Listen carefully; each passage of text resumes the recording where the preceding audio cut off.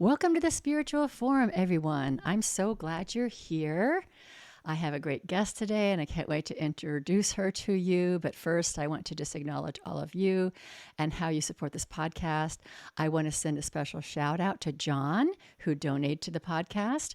This is a donation based podcast, and if you're interested in donating, you can go to thespiritualforum.org and just kind of scroll down, and there's a blue button. And you scroll a little further down, there's a yellow button, and it's just a way to give, small or large, just to support this ministry, which is a message of hope, inspiration, and awakening in the world.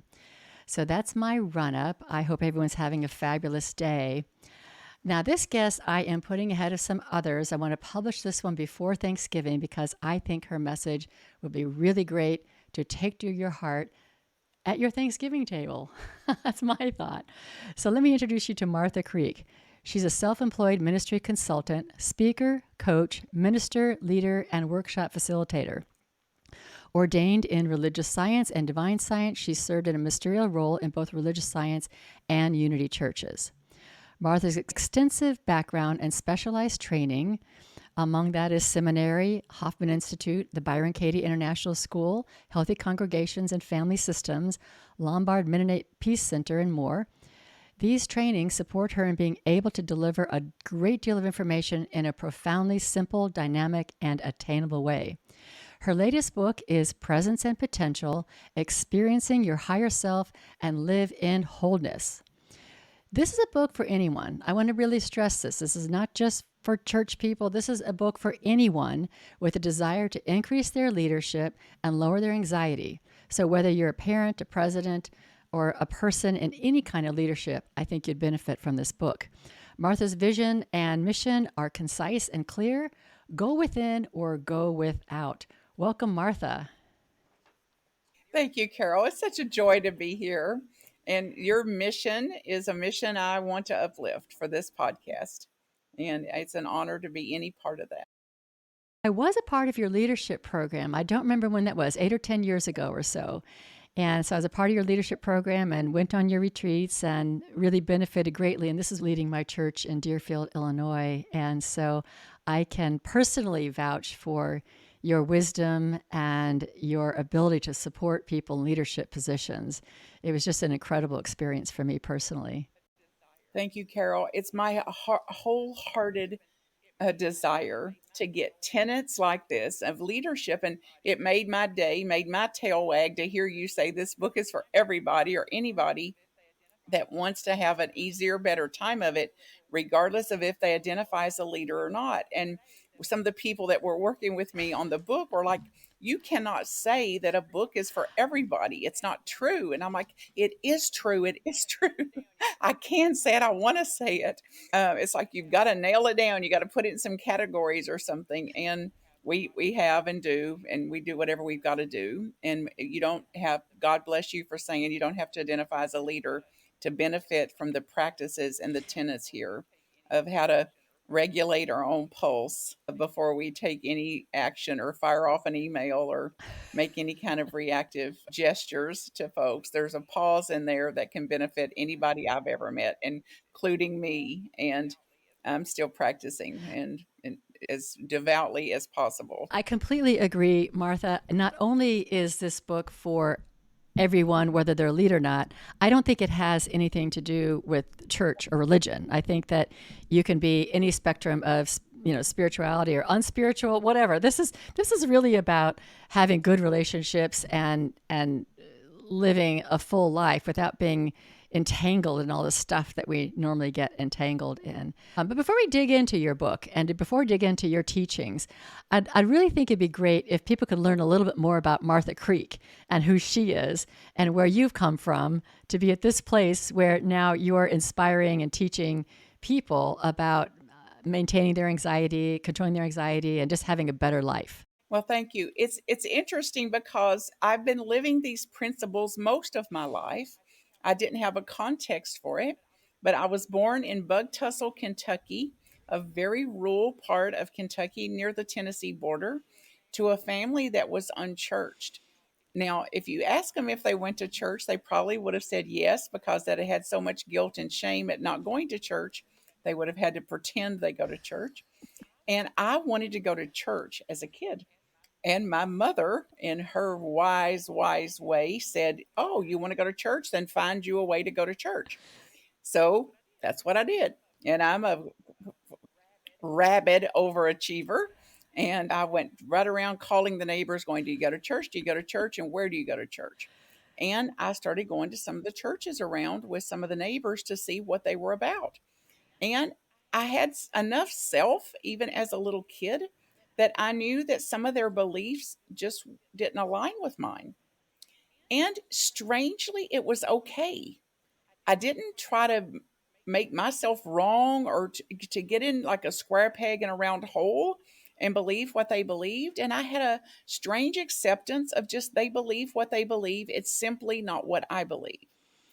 So I wasn't as apt to absorb somebody else's belief or take on their beliefs even as a kid. I had enough self that I was able to question what I believe and have some acceptance and tolerance to other people that didn't believe the way I did. So I went to Sunday school. I found a way to go. I love my Sunday school teacher.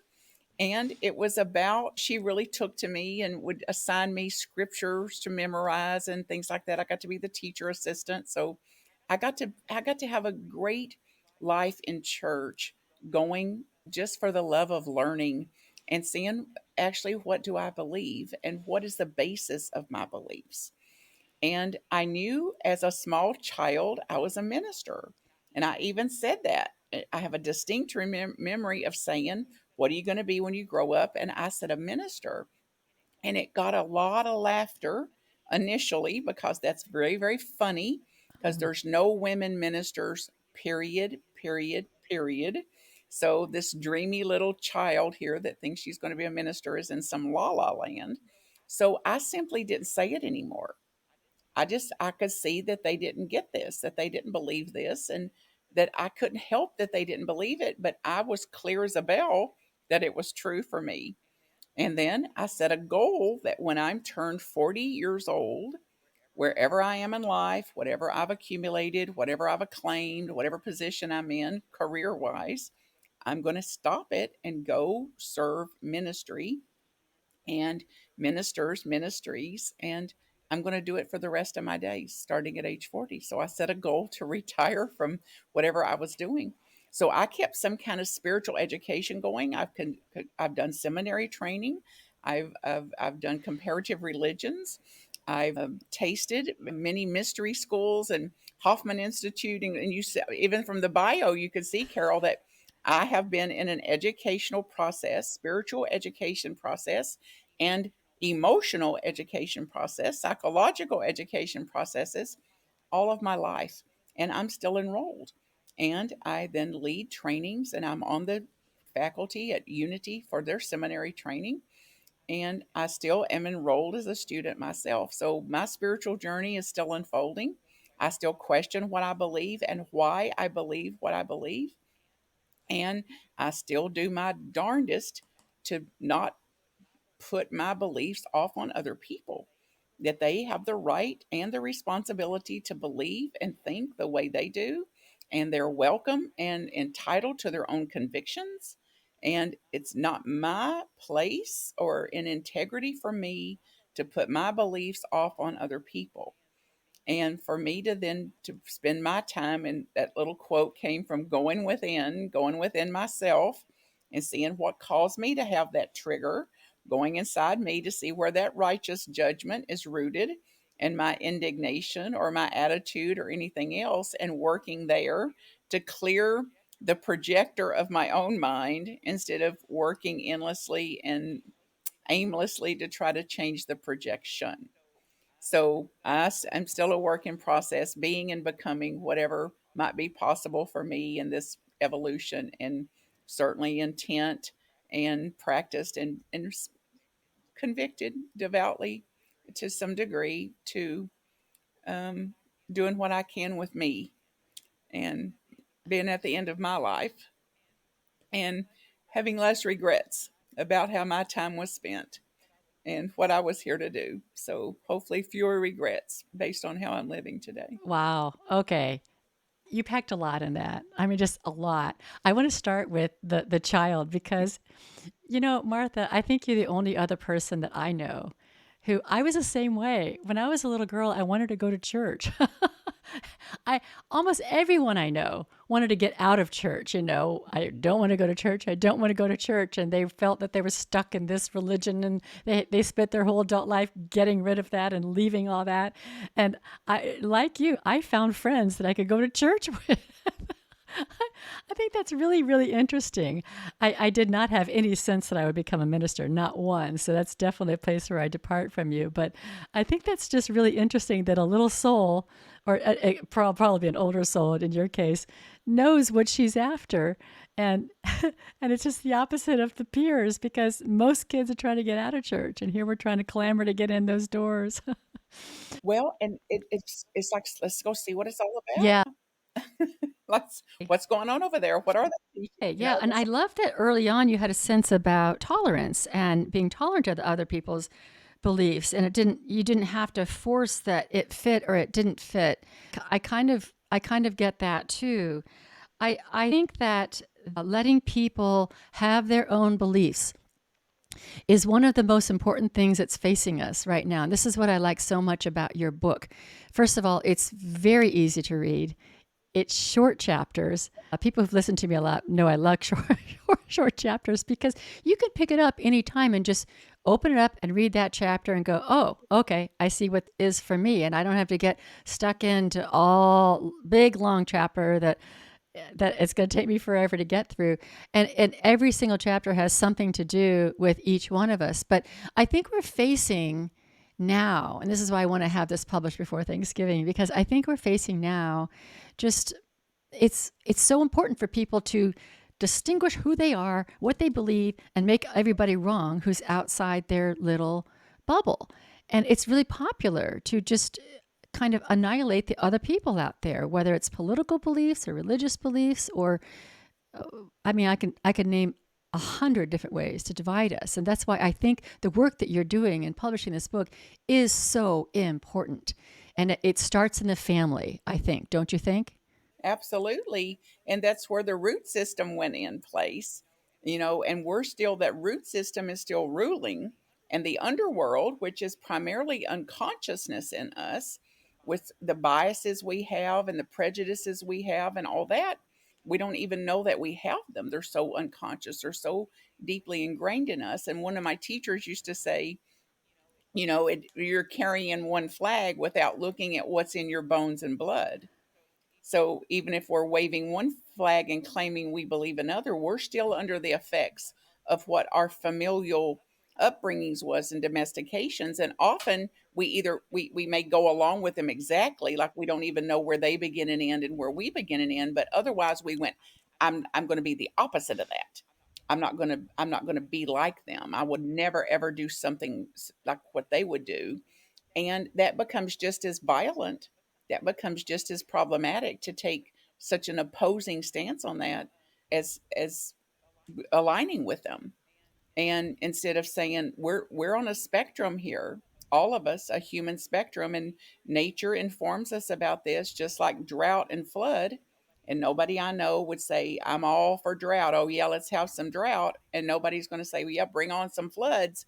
And drought is included and flood is included, and it's far beyond my comprehension what the value of drought is or what the value of a flood is. And I have to surrender to, there's something going on in a higher consciousness than mine that would know how to balance things, that it may include some drought and flood.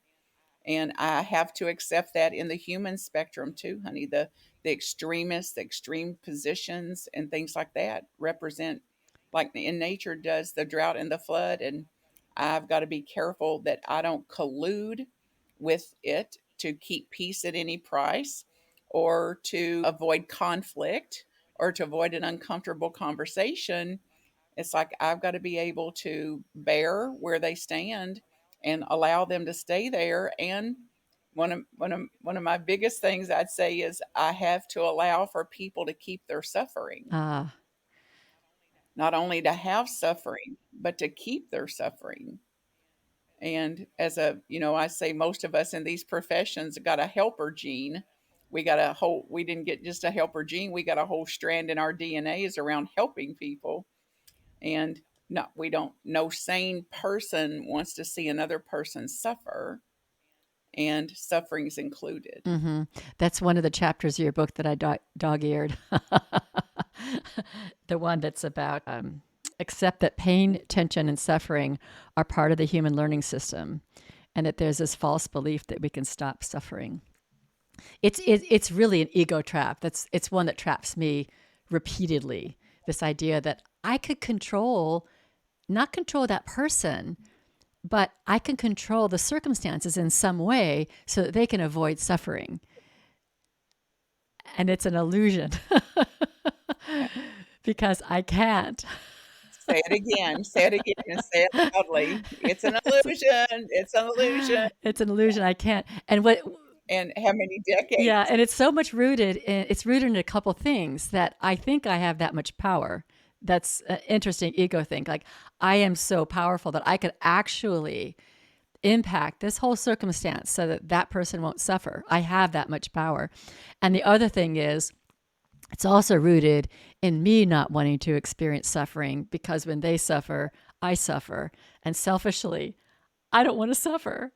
Absolutely. That's the summary of it, honey, that we're so uncomfortable in it. We're trying to restore our own Yeah. comfort and haven't learned how to restore our comfort depending on them being Yeah. comfortable versus a leader, a parent. Certainly, if you've raised kids, have had to learn this, that I've got to find a way not to let my comfort hinge on whether they're comfortable or not. Yeah. And just as an aside, it's easier when they're little than when they're adults.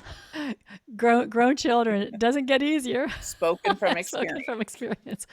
Another part of the Right. illusion. Okay. Say more. Well, Easier. just Yeah. that it's going to be easier when they grow up. Right. Right. Yeah, it should be easier when they're not kids. It's going to be easier when they grow Right. up. It's like, No, mm-mm. no. There's a whole level of complexity that happens there.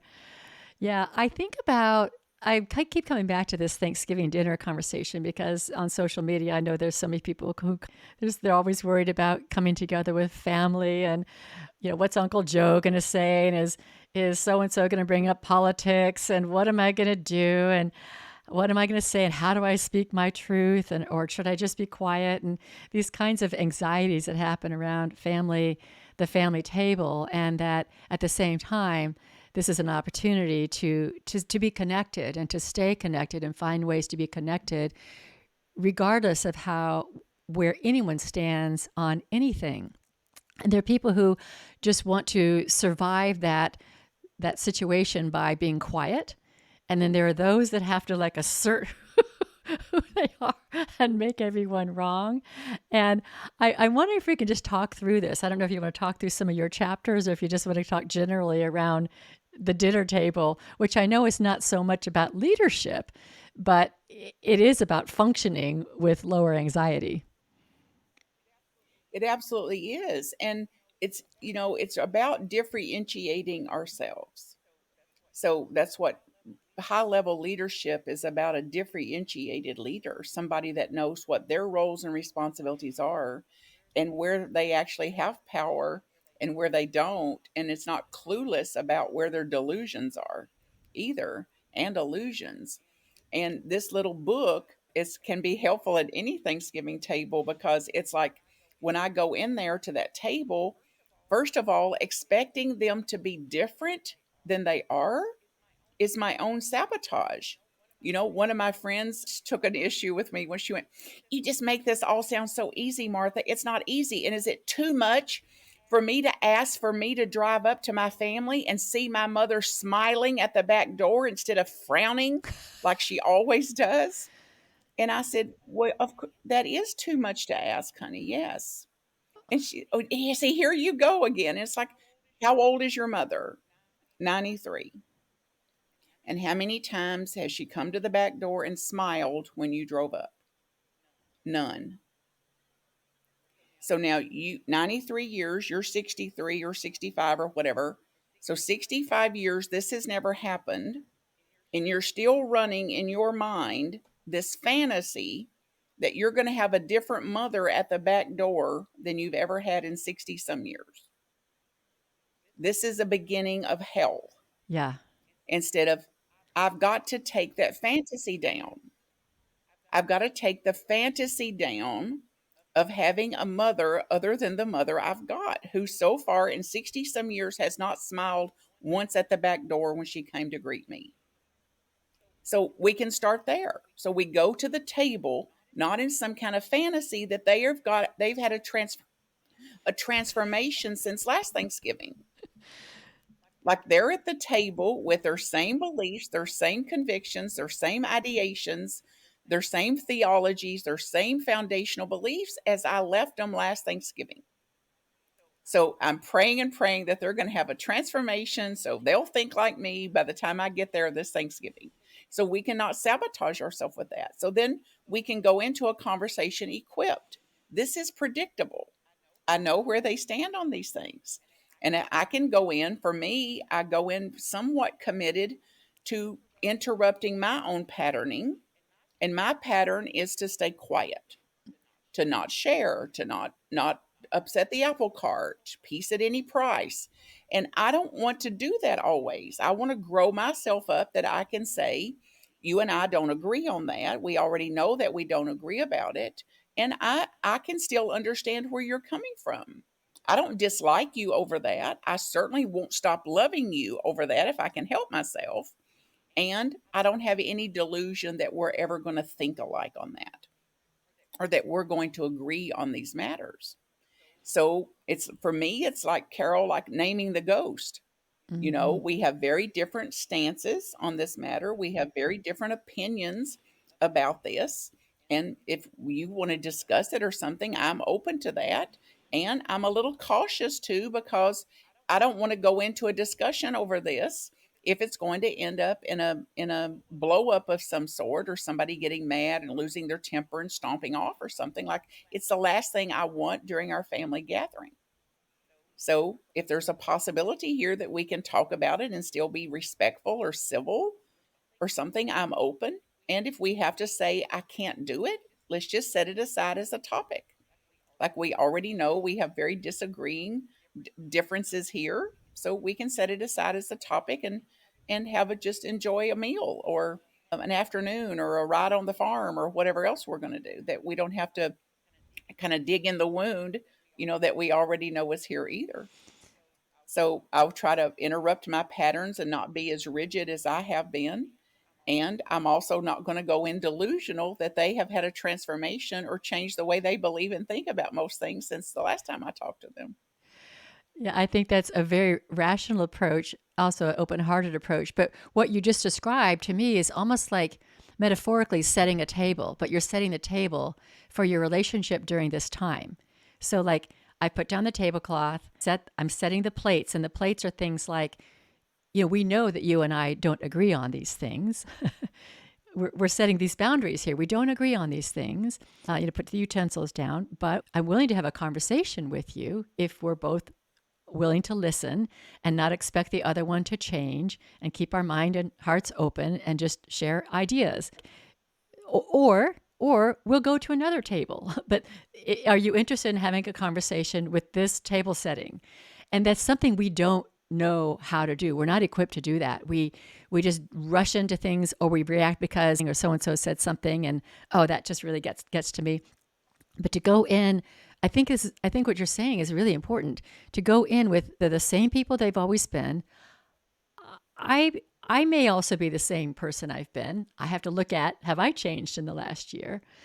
And if I want to have these conversations, let's talk about having the conversation before we have the conversation. I mean, I think that's really useful. About, if we're going to have this conversation, here's some boundary conditions. Do you agree to them? And then see where it goes. Because I think these kind of conversations are really interesting. I personally think conversations And see where you where, have differences of opinion, I think we really need to understand, what is it that you think? Because if I don't know what you think, or if you don't know what I think, what we do next is we maybe not everybody, but most people make it up. Oh, you always think this, or you always think that. And then we kind of get into something else where we're mind reading, and then we've created a whole structure around that person based on not even a thing they've said. So that's why I think these conversations are important to have if we can have them, even when we completely disagree. I think so too. And for me, I'm leading this group, that's this extraordinary leader group. Actually, I added a book this year for this 8-month process called Untethered Oh, Living. yeah. And one of the quotes from this week is make and which is great for this Thanksgiving dinner scenario you're describing here, Carol, is not to let anything happen, not to let whatever happens affect me so greatly that I close my heart down. So, how can I stay in a conversation, in a disagreement, even in an argument, even in a conflictual energy, an intense energy, and not let my heart close down to the people that's there? And that's been helpful to me over the years, that I can say, I'm not saying no to you, my brother. I'm saying no to what you're asking me. Mm-hmm. So it's a yes to you and it's a no to the transaction. It's a yes to you and it's a no in supporting what you're asking me to support. I can't do that. So a yes to you is my family, a yes to your heart, and a no to the request, and a no to the stance. And me keeping a differentiation in that has made all the difference in the world. So hard on issues, softer on people. Mm. No to that issue, no to that request, and yes to you as a human being.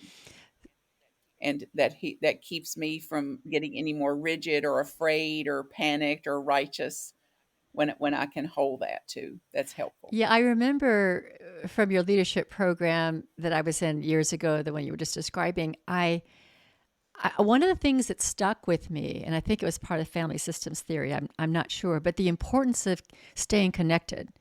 And I've used that in my own coaching and counseling as a minister, as that how important it is to stay connected, unless you're in some sort of dangerous or abusive situation. But short of that, that we stay connected to our family, whether we have anything in common with them at all, or whether we have a huge political or religious or social chasm between us, that we still reach across the aisle and stay connected. And I think I was so sad to see so many families torn apart, like during the COVID years, and just over different philosophical understandings or different bits of information that they got from different news sources, and families split and marriages split. And I am happy to say that we did have a difference, a big difference in our family, but we did stay connected. We did stay connected.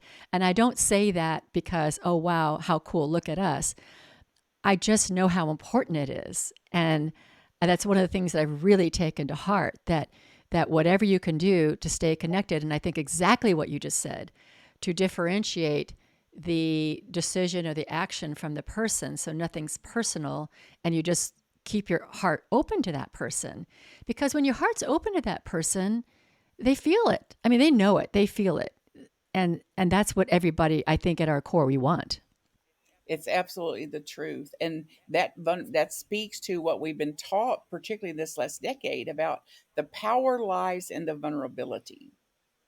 The potential lies in the vulnerability, and having a pretty big conversation with one of my close family members, and they were worried today, and this was during this time, this COVID time, and they were absolutely anti-vaccine, absolutely no way, no how, and very strong and very clear about why.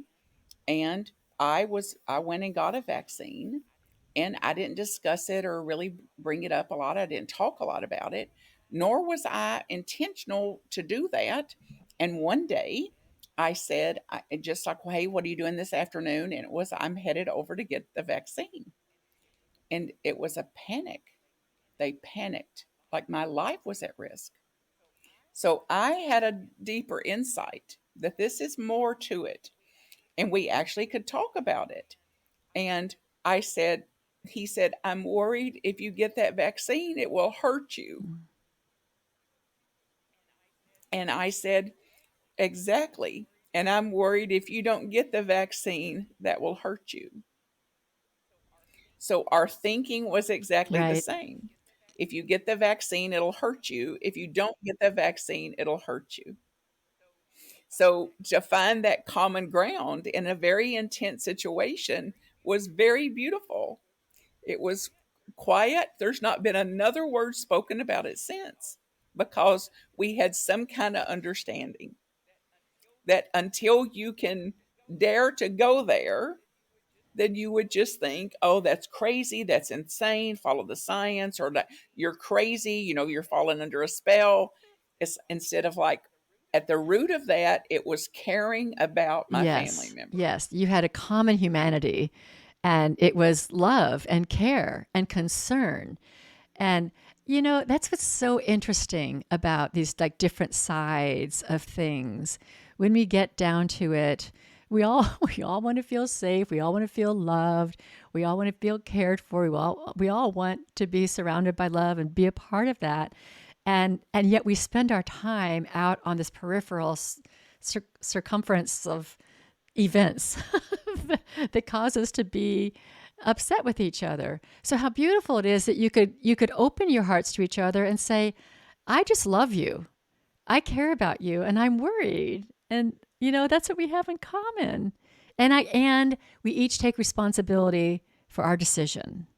You aren't really responsible for me, and I'm not really Absolutely. responsible for you. And allow them to stand where they Mhm. stand. Mhm. And just because they stand there doesn't mean I have to stand with them in that belief. I can stand with them as a human being, as a family member, somebody I care, and I don't stand with you in that Mhm. belief. Mhm. Mhm. That's a great example, and I think that is one of the things that really divided us. So I want to go into a few of these chapters that are in your book, a few of the topics that you have. I thought they'd be kind of fun to play with. Accepting differences between people. I think we have discussed that one. Refusing to be coerced. I thought the story of your little brother was really fabulous, about your brother wanting to visit your father and you're standing your ground while you're still loving him. I thought that was a great one. Would you be willing to tell that briefly here?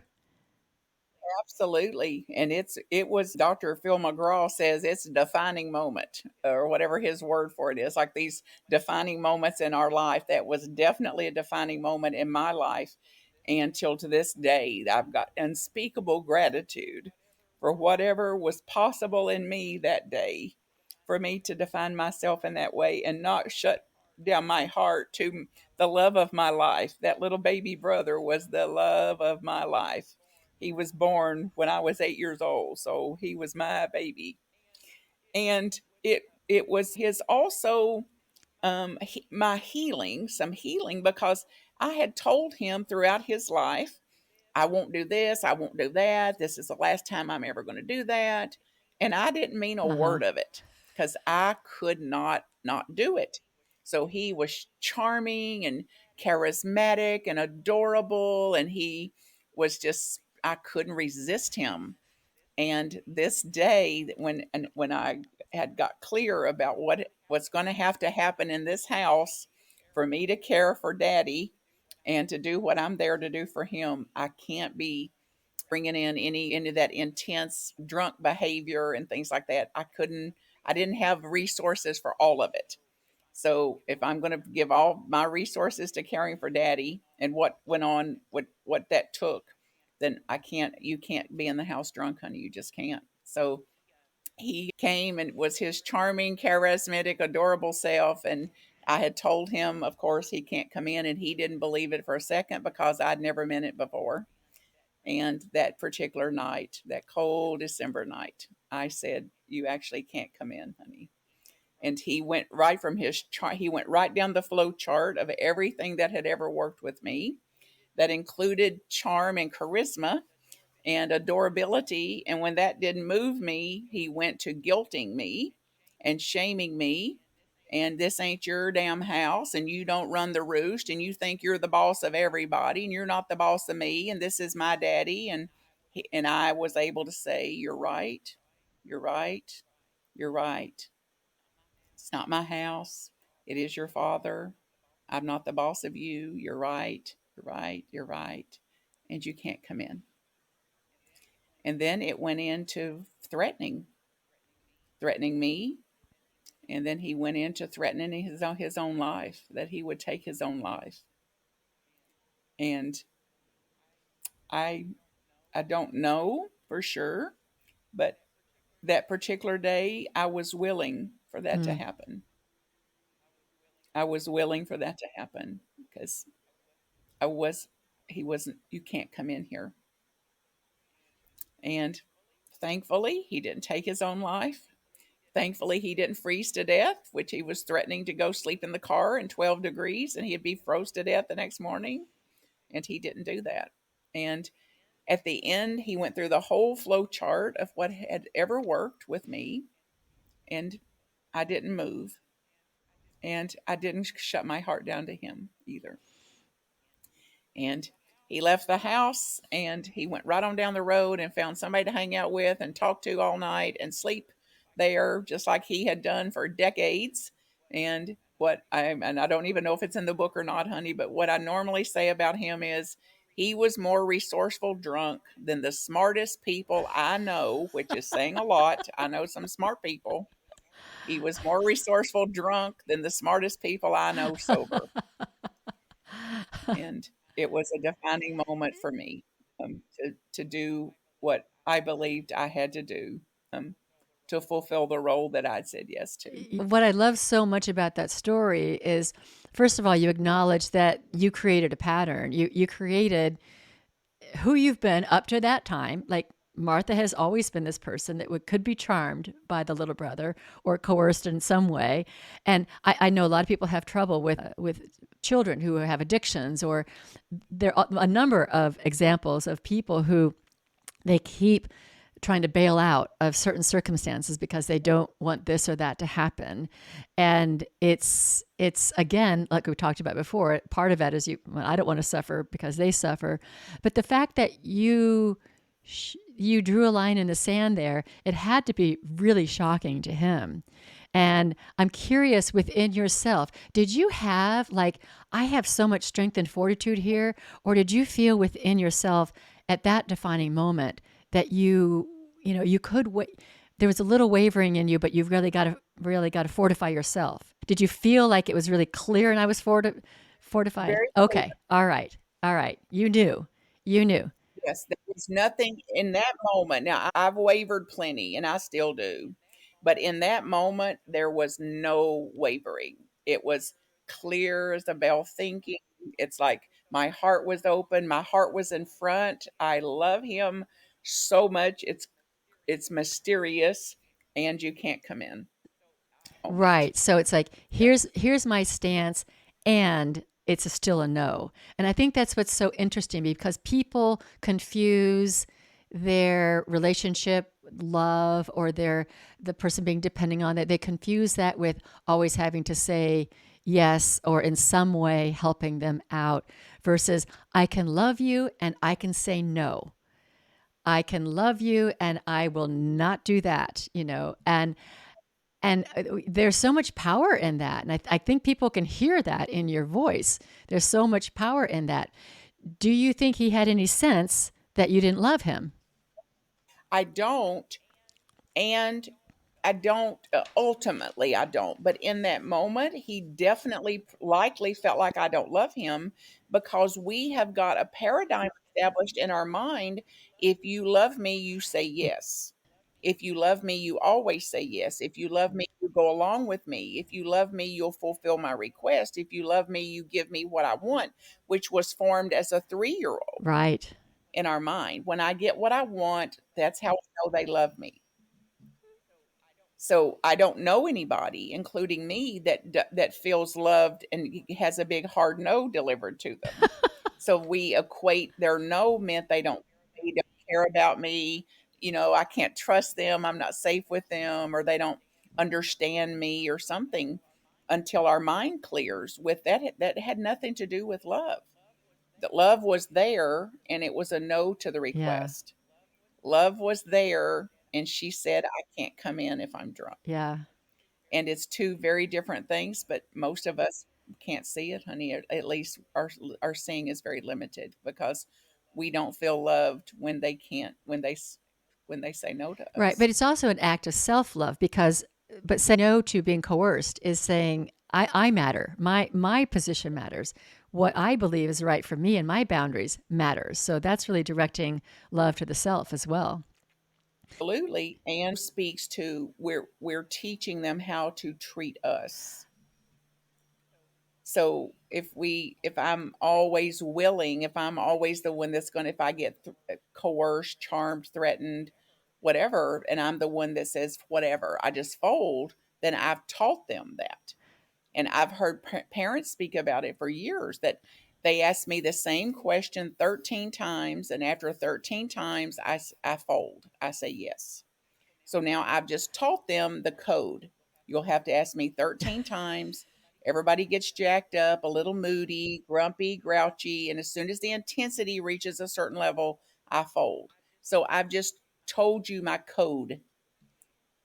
Yes. So we teach them what they have to do to get to get a yes out of us, even though it's an actual no. Yes. Yes. We're training everyone around us. Yes. Okay. The next one I want to talk about was keeping relationships open. And this is about gossip and about how we tend to triangulate things, going into a corner with with a sister and talking about the other brother or whatever. And this whole chapter is about keeping the conversation between two people focused on your relationship with them and not bringing other relationships in, even though that's the human tendency to talk about other people. And so, do you want to share a little bit more about that? Yeah, and I want to start by saying triangles take a bad rap because I've been teaching this and living this for years, and they're like, "Don't triangle, don't triangle." So it misses the reality that triangles are the stabilizing force in most relationships. Okay.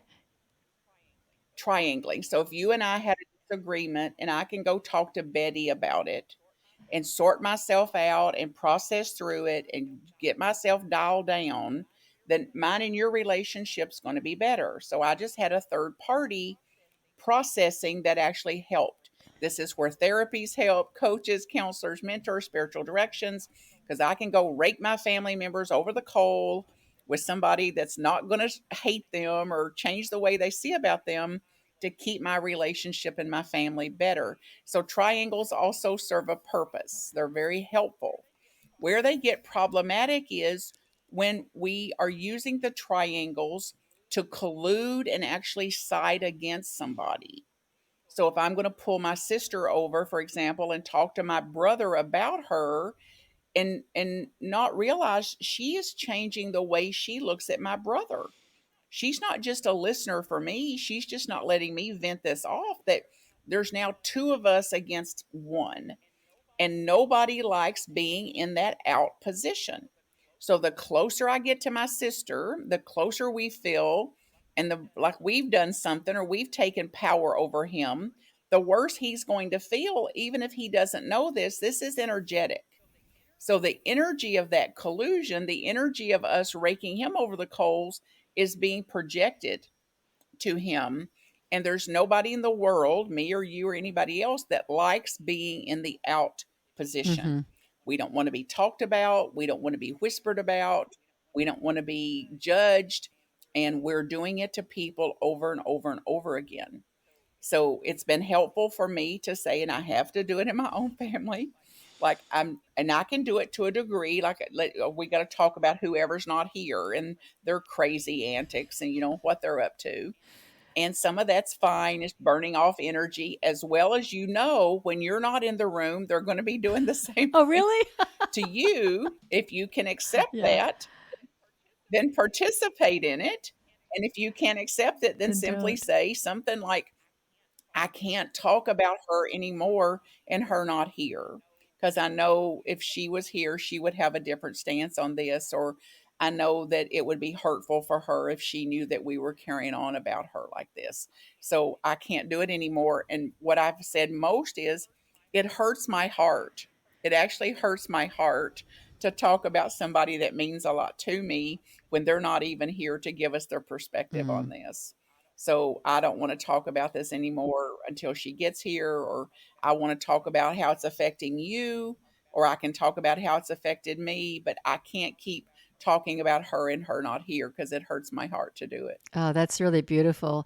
And I appreciate that you really clarified the triangle thing because I we all benefit from I just had this really upsetting conversation and what am I supposed to do? Just like keep it inside? It does help to be able to find somebody who I can talk through that with me and express my feelings and let my feelings not just be bottled up, let my feelings be processed, that that third person can really help in that situation.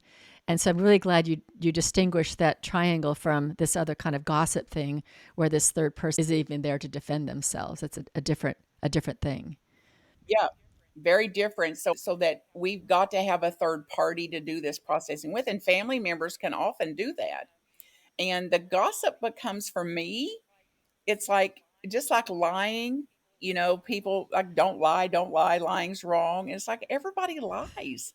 Like it's part of the humanness Uh-huh. of us that we lie about what we care about or what it's fine when we don't really feel fine. And it's like if you wouldn't mind to be gossiped about the way you're gossiping, then go ahead and do it. Go ahead and do it. But if you don't want to be gossiped about the way you're gossiping, sharing information that is not really yours to share is how I define it. Like gossiping is passing on information to you that's not really mine to pass on. That was information that belonged to Uh-huh. somebody else. That's something about their life that I have no business passing on to other people. And I still do it. We all do to some degree, but I've also got to be willing, if we believe in cause and effect, if we believe in quantum theory, then I've got to be willing for whatever I'm putting out there is also I'm putting more of that into the world. So then I've got to be willing for that to come back to me too, to know that I may share information with you and you didn't keep it confidential either, that you passed that on to somebody else. And I could understand it because I do it when I get anxious or if I get afraid, or you used to like ego, the word ego earlier in the call. I need that it's like that I want to be the first to know, or I've got to demonstrate that I knew that before anybody else knew that, or something like that. I mean, the allure of that is so Yes. strong to be able to balance that and to say, I have information here that they don't have, and I'm not going to share it because it doesn't belong to me. It's not mine to share. And I remember having a very intense conversation with my mother before she died about this because she found out somebody had died. And I said, Mom, I'm going to ask you, Mama, not to put that out on the Facebook because that information is not ours to Mm-hmm. share. That belongs to the family. And she said, Yeah, but people would want to know it. I said, I can't stop you from putting it out there. That's up to you. I just feel strongly that this kind of information is for the family to share it on their own terms, not for us to be sharing about that family, even though it's caring. It's caring to want to put the word out, it's caring to want to even call for support. But I'm going to ask that you think about that. And it was for me to hear.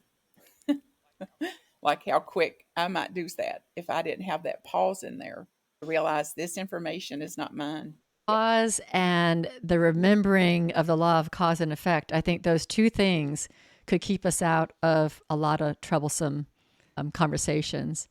Yeah, we're coming up near the end. I think I just want to cover like maybe one or two more, and then we can close. I really like this being willing to learn and to ask the question, what is possible? because I think we can go into this Thanksgiving dinner and any situation with just like, how would it be if we went in with what's possible? What could possibly happen here? What's possible? And being open to learning something from that person, even though they have a whole different mindset than us. And that's restoring ourselves to that sense of wonder of a child, I think. And so perhaps you can expound on that and then we can close. Well, that's curiosity is a superpower as far as I'm concerned. And the more I go in curious, the more I go in open minded, willing to learn, willing to be informed, and willing even to change my mind. I don't know that I will. I'm not going in trying to change my mind, but I'm willing to go in to learn something here. And that I'm absolutely going to do my darndest to find out why you think the way you do about something and where you stand on that.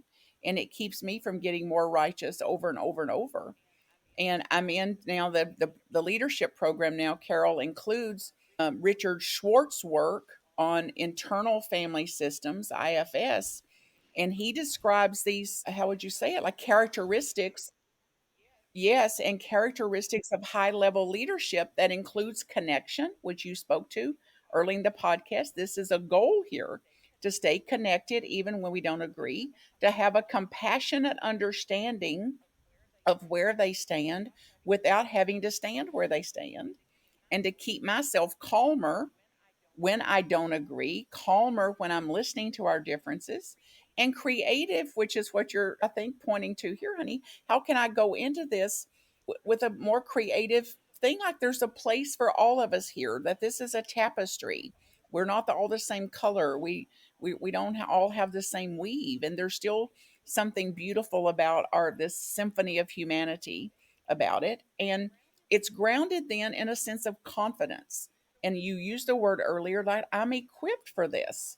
Like I can have a crucial conversation. I can have a conversation where we differ and still be on a confident, grounded place about it. And to the degree that I can, and not let emotions take over, I can keep my thinking clear. Therefore, my emotions are going to be more stable. I'm going to be calmer and more curious and courageous in where I'm willing to go here. So any of those 8 C's, I used to say my 3 C's, which you likely you said, to stay calmer, stay connected, and stay the course, was how I said it. And it's like to stay the course for what is true for me, and mm, mm, it may not be to their liking. My course may not be what they had in mind. And for me to stay in integrity to myself and to be in my own self caring, which ultimately is for their caring, because when I leave myself and I don't treat myself very well, I don't treat other people very well either. So, what appears to even be selfish is the opposite of Mm-hmm. that. Well, Martha, this has been wonderful. I don't even think we've got into regulating our own responses, but there's so many gems in your book and in your teachings and in your leadership program. I could turn this over and make sure you have said everything that you want to say, or if you have any last words, I'll give you that opportunity now. Well, I'd love to do this again. So if this was meaningful to you, honey, let's look at doing another round of this and going into some of these chapters or getting more Great. into this. I want this book to be out in the world. This is all printed to get empowered teachings to the whole of the planet.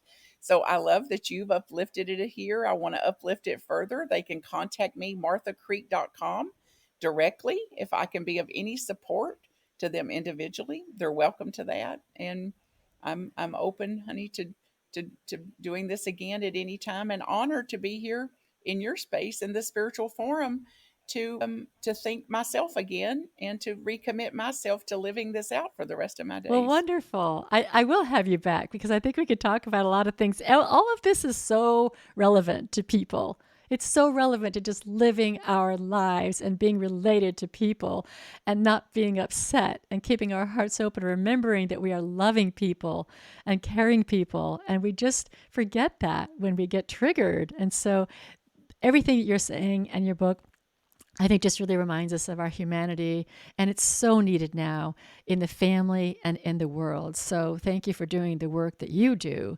and to make our world a brighter place. And I appreciate you so much. I'll have your links on the webpage and on all of the show notes. And thank you, listeners. I know you were enriched by this conversation. I completely trust Spirit that people's hearts are touched by everything that we're talking about today. So thank you, everybody. Thank you, Martha. And I now close the Spiritual Forum, but come back next week with my next guest.